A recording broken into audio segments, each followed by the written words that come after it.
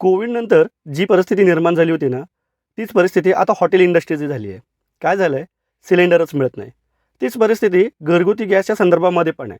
पण टेन्शन जास्त हॉटेलवाल्यांना आलेलं आहे. हॉटेल चालवायचं कसं? काय नाही, 2 ते 3 टिप्स देतो. ती फॉलो करा. थोडासा रिलीफ मिळेल. कारण ही परिस्थिती किती काळ टिकेल हेही माहीत नाही. त्यातलं पहिलं म्हणजे काय माहिती आहे का? सिंगल मेनू वर्क करा. भरमसाठ मेनू ठेवण्यापेक्षा एकच मेनू ठेवा आणि त्याच्यावर काम करा. कस्टमरला थोडं रिक्वेस्ट करा, की आमच्याकडे सध्या सिंगल वन मेनू आहे. त्यांनाही माहिती आहे सिलेंडर आता मिळत नाही आहे, परिस्थिती थोडीशी अवघड आहे. तेही समजून घेतात. उदाहरणार्थ बिर्याणी, पुलाव किंवा सिंगल मेनू कुठलाही तुम्ही ठेवा, तो चालून जाईल.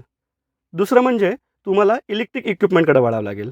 तळा, भाजा, उकळा ही प्रोसेस आहे. ही बऱ्यापैकी इलेक्ट्रिक इक्विपमेंटकडे वळू शकते आणि तुम्हाला ते वर्क करता येतं.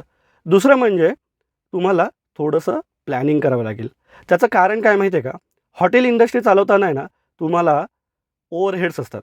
तुम्हाला स्टाफचा पेमेंट करायचा आहे, तुम्हाला रेंट भरायचा आहे आणि आज काय झालं आहे माहिती आहे का? 70% हॉटेल इंडस्ट्री लॉसमध्ये आहे. त्यामुळे आता प्लॅन करावं लागेल बरं का. तुम्हाला स्टाफशी बोलावं लागेल आणि रेंट ओनर जो आहे त्यालासुद्धा तुम्हाला बोलावं लागेल, की ही जी परिस्थिती आहे ह्यामुळे माझा सेल पडू शकतो.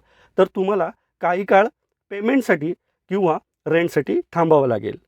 समजूतदार असतील तर ते थांबतील. परंतु रिक्वेस्ट करा, हरकत काय? थोडंसं प्लॅनिंगनी काम करा. ही कंडिशन पण जास्त काळ राहणार नाही अशी आपण अपेक्षा ठेवूया. पण आपला हॉटेल व्यवसाय टिकला पाहिजे हे मात्र महत्त्वाचं.